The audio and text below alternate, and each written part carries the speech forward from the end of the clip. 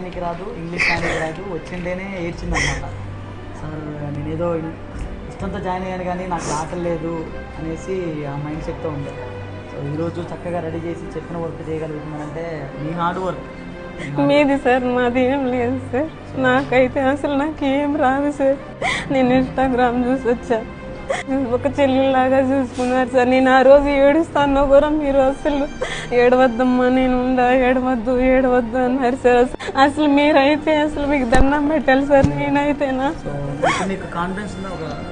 నాకు ఉంది సార్, నాకు అసలు కాన్ఫిడెన్స్. డబ్బులు ఎవరైనా సంపాదిస్తారు సార్, ఎవరైనా నేర్పిస్తారు, కానీ మీరు డబ్బు అట్లా కాదు సార్. మీరు మంచిగా నేర్పించినారు సార్. నాకైతే నాకు అసలు లైనర్ వేయడం రాదు. నాకు ఆల్రెడీ నాలెడ్జ్ ఉండి తెలిసిన వాళ్ళకి నేర్పించడం వేరండి, అసలు నాలెడ్జ్ లేని వాళ్ళకి నేర్పించడం వేరు. సో ఇలాంటి వాళ్ళే ఇన్స్పిరేషన్ అనమాట. ఈరోజు చక్కగా ఒక పెళ్లి కూతురికి పూల జడ కానుంచి ఒక్కసారి కానుంచి ప్రతిదీ చేయగలుగుతుందంటే తన కష్టం కూడా ఉంటుంది.